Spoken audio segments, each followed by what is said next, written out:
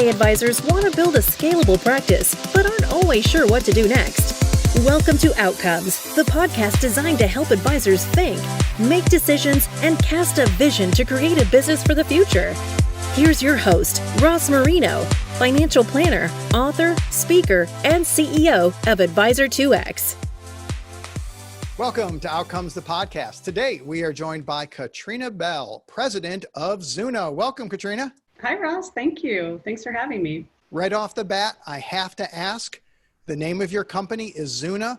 I had to Google it because I wasn't quite sure what that meant. Can you share what that means and why you named your firm Zuno? If you Google it, you'll get a few different definitions, but what we were going with is Zuno means prosperity in Sanskrit. And how long ago did you do that? We launched a little over a year ago. And did people respond to that with the name? Has it brought up different conversations, or how are you branding and leveraging that? Yeah, we really haven't worked the meaning of the name into our messaging, but I think, there were a few comments in the beginning. We wanted something different. We wanted a simple name that people could remember. And we were not intending to be a traditional advisory firm. And so we wanted a name that represented that. So we didn't want to be, no offense, but to anyone, but we didn't want to be Zuno Wealth Management or Zuno Advisory, or we just wanted something that could better represent the services that we were going to ultimately be providing to our clients. And the feedback was good overall. There were a few people that made comments, but overall, people love the name, I think. It is simple, it is easy to remember, but what would stand out to me, and I did it, I didn't know what that meant. So now it engages my brain. Right before I jumped on with you, I had spoken with Jeannie Fisher, and one of the questions that we do in the podcast is the magic wand question. And that is this magic wand that I swiped from my daughters, Disney certified, as I say, and princess approved. My daughters love it. And I ask people, if you had a magic wand, what would you change in the world? Now, I'm not going to ask you the magic wand question yet, but the way Jeannie Fisher answered it is she said she wished the world would have more empathy. And I instantly thought, boy, I wish I had more empathy. That is something I think about. But when I went to your website, you list your core values, and number one is empathy. So as soon as Jeannie said that, I made a note and said, I've got to ask Kat, why is empathy listed number one for you? Do you have a story or something in your past that you say, this is why I have to focus on empathy? You really do go for the hard stuff first, don't you? Oh, we do. This is not going to be boring. So we're diving right in, Kat. No holds barred. Well, so empathy, first of all, I want to say that, none of us are Mother Teresa. And so empathy is something we have to work on every single day, right? People do things that are difficult, and it's sometimes difficult to find that empathy. And so you have to dig deep to get it. And for me, I can't really share the story completely, or I'll be sobbing, but I had someone a number of years ago. I went through a period of time for about 5 years that was very, very difficult for a variety of reasons personally. And I had someone who helped me and said that, and broke a rule to help me really, and said that they were helping me because their family had been helped many years ago. And this was a person who had much more hardship than I had ever seen. His family had come over on a boat from Cambodia and had just endured a lot of hardship. And this person told me they wanted to help me because of that experience. And it really resonated with me, and it stuck with me all of these years. That was a long time ago. And to this day, I'm very forgiving. I forgive people over and over and over again. And some people would say too often, but I just think that most people deserve it because we're not perfect, right? And I can't, my daughter would come out here and tell you that I can't, we have a pretty a serious homeless issue in Portland, and a lot of people know that, and a lot of people complain about it, and it's pretty heartbreaking. And you can drive around here sometimes and see families on the street with signs and their little kids, and you can see women, older women, younger women, veterans. I literally cannot drive by anyone without if I can't find a place to pull over, I have to turn around and go back and park. And not everyone, but if it's a family, if it's a woman, if it's a veteran, it's very hard for me not to help. And so I carry a little stack of 20s in my wallet, and we do that because I can't bear the thought of a family not being able to provide for their children. That just tears me up. And that is somewhat related to my story of someone helping me. So that's probably where it may be manifested. Love that story. Thank you. Thank you for sharing that. I've recognized years ago how important empathy was, and it's because I was fortunate to marry well. 29 years being married, and my wife is one of those people that is just dialed in as far as empathy goes, and always has been, as long as I could remember. Fascinated by it. We're going to go a little softer next, so thank you for opening with that question and being okay. It also says on your website, Kat isn't afraid to ask questions. And as someone who does a podcast, I'm big on questions. I love it. I think it's the key to unlocking any wisdom. So right now it's 2020, we're in a pandemic. What questions are you asking the most of the people you talk with? Well, so when I saw your question, I mean, the first two things that came to mind are, so internally, we're asking a lot of questions at Zuna. So when we launched this company, as I mentioned before, we weren't trying to create something we had already had or somewhere that we had already been. And so we wanted to create a better experience for the client. We wanted it to be more holistic, and we wanted to really be able to bring value and solve clients' problems and help them move their businesses forward, and not just do something because it was the way it was always done, or because it was the way that everyone else does it, or because we're trying to demonstrate our value. We really are looking at everything we do and saying, is this really providing value to the client? Do they want this? Do they need it?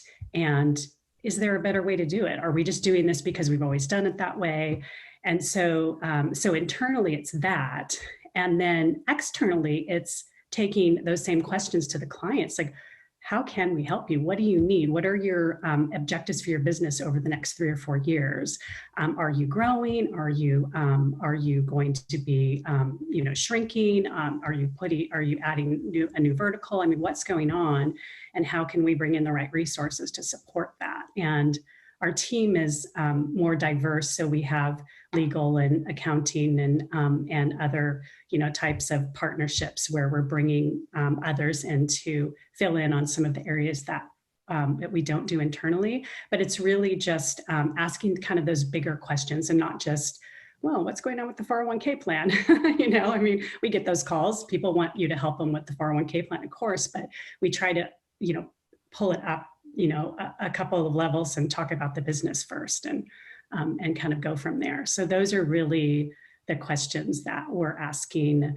And throughout the pandemic, what that has led us into is being a resource on a lot of different things for clients that are things they want to know about. I mean, a couple of weeks ago, I partnered with one of the large local CPA firms here, and we did a session on PPP forgiveness, and had a great group of clients come, and prospective clients, and just really, they're all trying to figure out which time period do I use, which application can I use, all these various things. And so we're bringing things to the clients that they want to talk about. It's not just about, we do a lot of legislative updates and market updates, et cetera, but we're also bringing in a lot of other resources. So we just want to know more about their businesses.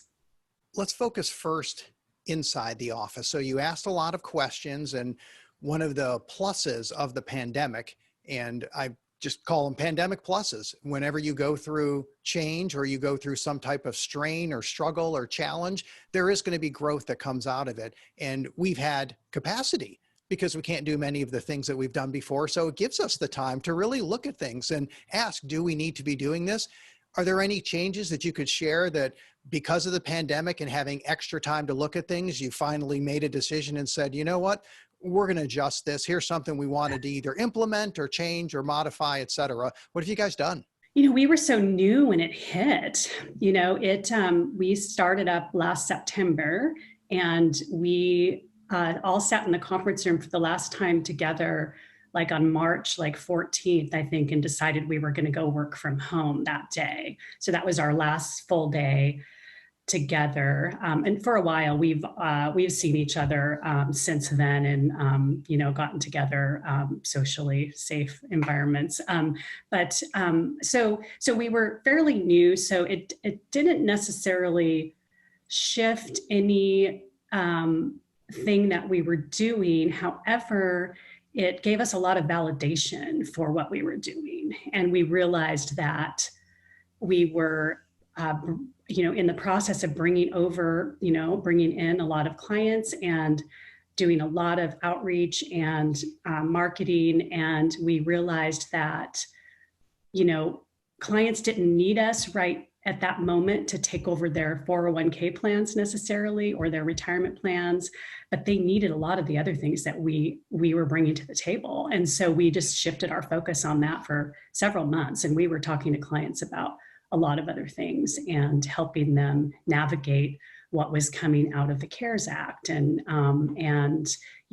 dealing with all of the things that we've all been dealing with the pandemic. We're small and we're very agile, and working from home was no big deal for us, but for some of our clients, it was a huge deal, and they were extremely impacted, and they were trying to figure out all of that work from home stuff, and then just trying to figure out how to keep employees engaged and support them. And, there's just so much going on. We just really feel like the pandemic experience validated what we wanted to do. And then to your point, we can all work more, right? We don't have to commute.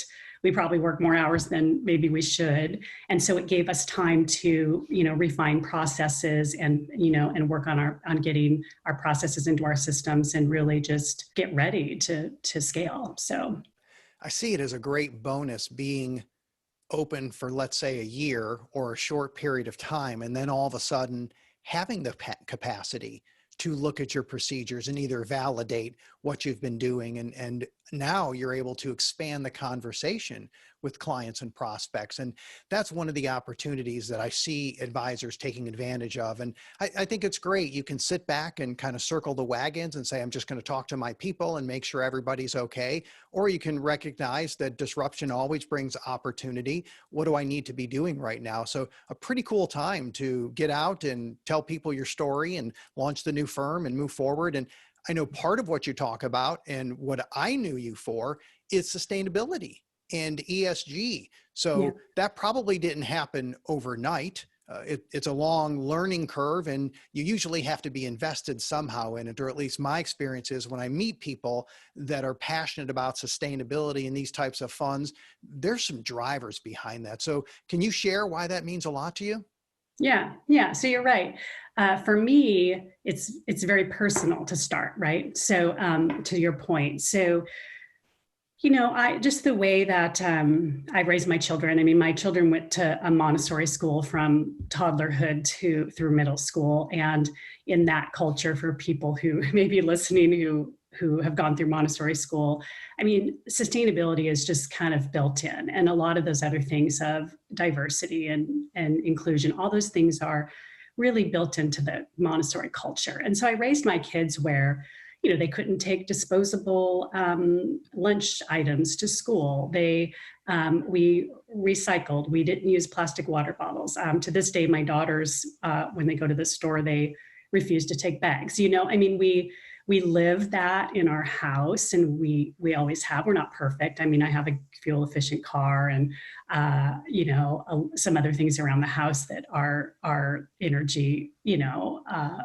efficient, but that's always been a part of our life. And then on top of that, my daughters are Black, and we have always, race and discussions about race and inequities, and advocating for my daughters has always been a huge part of my life as well. And that's become a big piece of the sustainability movement now. In the beginning, it was really just more about carbon emissions and green, and with everything that has gone on in recent times, and just the way the environment is right now, some of those other things are coming more into the discussion. And so for me, it's personal, and then I started doing some work with ESG with clients when I was at my prior firm. So when you invited me to speak at Excel on it, and that was one of the early presentations. I mean, prior to that, the conference I went to prior to that, there was one presentation like at the crack of dawn, where after a night of a social event, and like me and like 12 people were there. And then when I came to Excel that time, we had good turnout. I think like about 60 advisors were in the room, and people were engaged and asking questions. But still, that wasn't that long ago. That was about a year ago, and Right. it's really just exploded in the last year into just having more advisors interested and wanting to learn about it, and having more openness to including it in their practices, or at least considering it. People just want to know more. And then joining Zuna, I mean, that was part of it for me.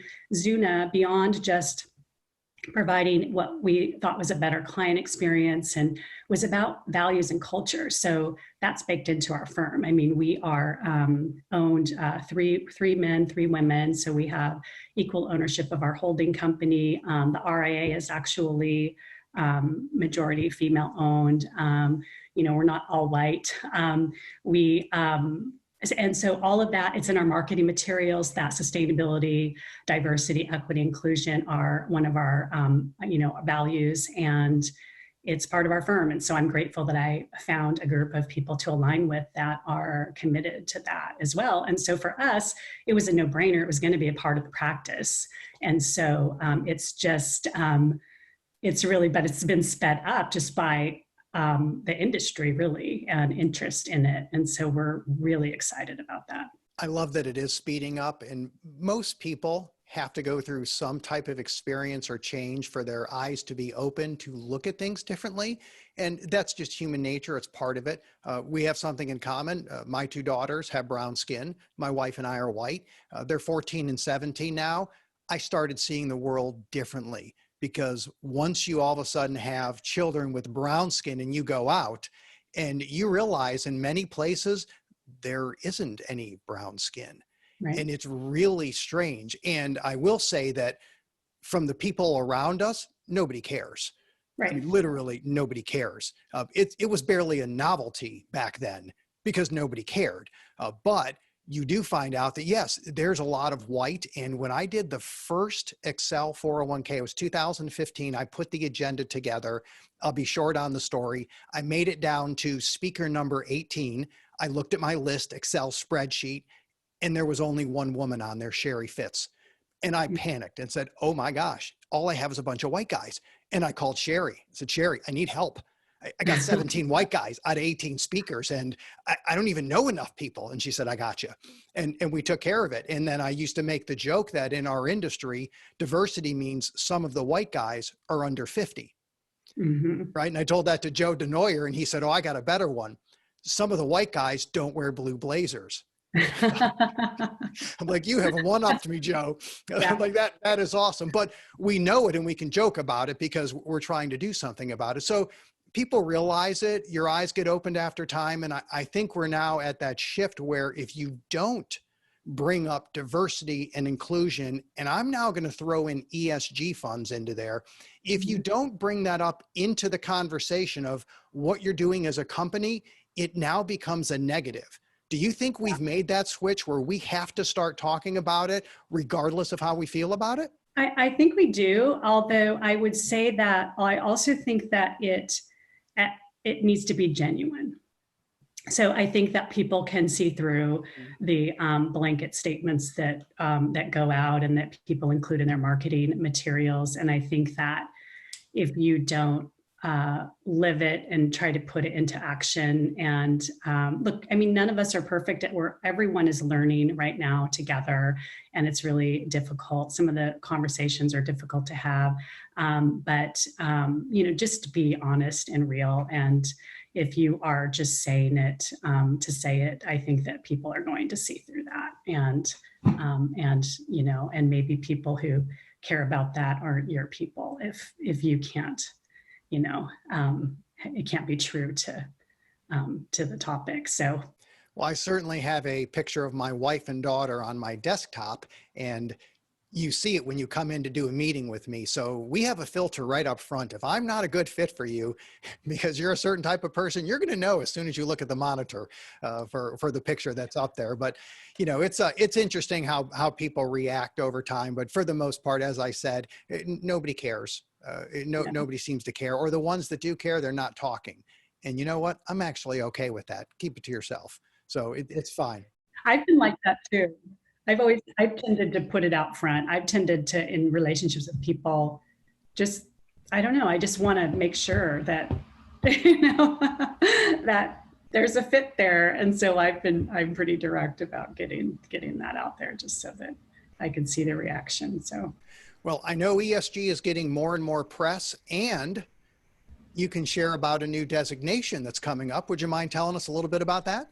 Right. Yeah, I can't say a whole lot, but so we're very involved with the ARA, the American Retirement Association, as you know, and I'm on the Napa Leadership Council, and one of my partners is very involved in ASPA, and we were honored that we were asked to participate in creating content for a designation program called the ESGK that NAP is going to be launching in 2021. And so we are partnered with Leaf House Financial, who is really wonderful, and too many really wonderful sponsors for me to name, but all, some of the largest, asset managers in the business who are, great partners to us as well, are participating in contributing to that content. So we're really excited that will be launched sometime in probably the spring of 2021. Good news to hear. I had spoken to someone recently who had brought up a topic that is related to what we're talking about, and their first comment was, "Oh, we have so far to go." And sometimes I blurt, and that's a situation I blurt, and I said, "Stop. You can't complain here. Look at what's going on right now. We now have ESG funds where a designation is being created. It's being talked about. So whatever's going on right now, let's do it. Then figure out what's next. But let's not get carried away by what the perfect world would be, because it never will be. But let's at least look at what's going on right now. And as you said, it wasn't even on conference agendas years ago. And all of a sudden, it's popping up as sessions. People are coming. It's getting talked about. Here comes the designation. So it's begun where it's a conversation. And even the people that aren't genuine, at least they're talking about it. Right. And I'm not saying you have to believe in sustainability to work with the funds, because in reality, this is a values, it's a values-based approach, and it's for the client. So you're trying to help the client do something that adheres to their values. I mean, the whole way I got involved in it is that, I had my personal history, and I had collected clients who I had a lot of alignment with in values, because that's just how I tend to operate. And they started saying to me, so Katrina, when can we get investments in our 401k plan that align with our company values? And so that's what it's about. It's the values of your clients, and how can you help them implement those values in a structured, compliant way. And so that's what it's all about. It's not about the advisor or what the advisor thinks about ESG. It's about the client. So perfectly said. We serve, and we want to help them align their plan with their values. Right. So here you are, a year into your new practice.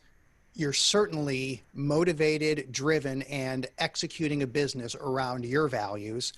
I'd imagine you've been doing this a long time, and maybe there was a time when you weren't always able to do that. Would you mind going back 5 years, 10 years, and contrast how you're operating today versus maybe what you were doing 5 or 10 years ago? Well, I would say that the big difference is more engagement with the clients on a different level. And so it's, instead of showing up, for example, I have a client meeting next week, a committee meeting, and I, in the past, we would have just created a 50-page report with, all of the various things that are all the clients are getting that quarter, unless there's some unique, other topic that needs to be covered. But usually it was pretty generic. These are the things, the reports are done. We're going to go out. We're going to go through the books. And now it's more about, I'm having a quick huddle with the CFO this afternoon, and just to say, hey, these are the things I am thinking for Wednesday. And these are all things that we have talked about. We know there are issues we're working on, et cetera, initiatives. And so that the meeting will be very focused on these initiatives that we're working on. And, we do the investment due diligence, right? We do that every quarter, and clients know that. And if there's a problem, they know about it. And they have access to all the information they need. But when we have that meeting, it's not me flipping through a 50-page report, giving them a history lesson on what happened this last 3 months, because they already know, because we've already done outreach with our market commentary. We've alerted them if there are any issues with funds. If we're going to discuss fund changes, or great, we'll do that at that meeting. But the meeting it's different. It's a different conversation that I'm having, and a different experience for the clients. How about a shout out to a vendor, a product, somebody you're working with outside of your company that you think is doing good work and really making a difference out there? Only one. Got to pick one, but it doesn't have to be your favorite, so we won't offend anybody. One is really hard because we have some amazing partners. One is mention really a few. hard. You can mention a few. Mention a few. Yeah. Okay, good. Okay, so I would say that I've got on the record keeper side, we work with a variety of firms, and they all have their unique strengths, and so I don't want anyone to feel like they're not important because they're not mentioned. But Katrina Bell at Principal Group is a great partner for us. She constantly brings ideas and suggestions and help, and really appreciate that. And they do a great job for the clients as well. I also really appreciate Kirsten Curry at Leading Retirement Solutions in Seattle. She's fantastic. She's a great resource that I feel like I can call when needed. And actually, I have my own personal solo K with them. So that shows you how confident I am. They do a great job and provide great service. And there aren't many smaller record keepers out there anymore. So I like that. And then on the asset manager side, JP Morgan's a great partner. We work with Ben Travers, and he's constantly bringing materials and resources to us, and we just really appreciate that. When you brought up Dina Bell, I wrote down ideas and suggestions. So she's bringing new things to you to help you think. And really, that's what we need to do with our clients. And then with Ben, you said materials and resources. So I love pointing out that the people that we work with, that we appreciate, that's what they're bringing to us. Things we may not know about, things we may not have thought of. And that's the same thing we have to do with our clients. And has there been anything throughout, say, the last year that you've launched your firm that really surprised you of, boy, that worked out better than I thought, or I didn't expect that, or if I could go back 12 months, I think I need to do this differently? Oh, wow.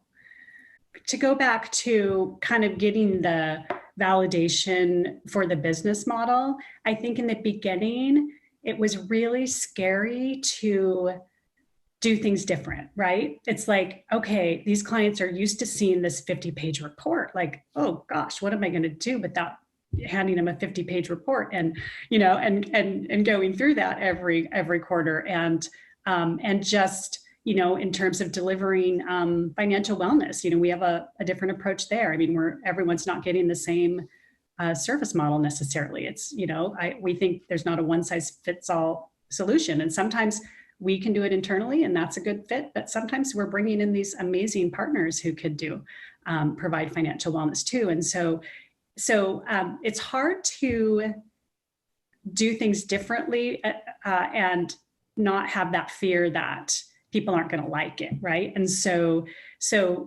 actually starting to implement the new service model and seeing just the deeper engagement with clients, deeper relationships with clients, because you're talking about things that are important to them.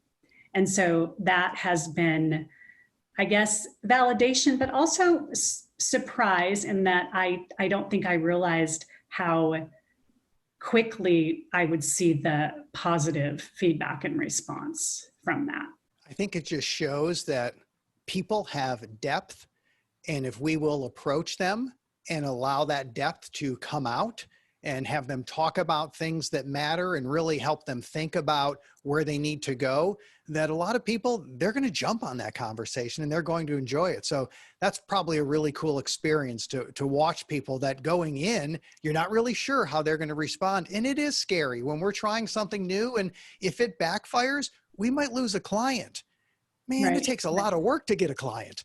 So if we go in there, that's a scary thing, especially if they're an A client, whatever that means to you. If you're going to go in and try to shift gears a little bit, there should be some fear and trepidation there. I think that's completely normal. And then to see it, that's pretty cool experience.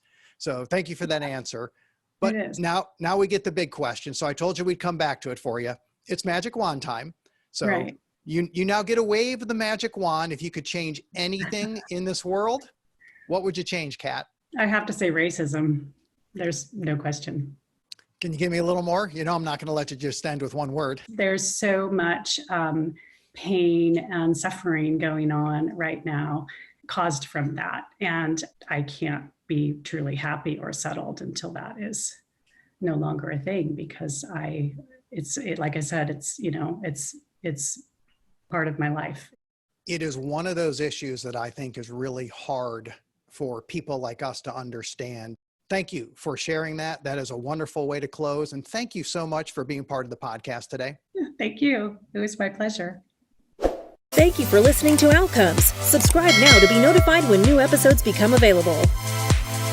The information covered and posted represents the views and opinions of the guest and does not necessarily represent the views or opinions of Advisor 2X. The content has been made available for informational and educational purposes only. The content is not intended to be a substitute for professional investing advice. Always seek the advice of your financial advisor or other qualified financial service providers with any questions you may have regarding your investment planning.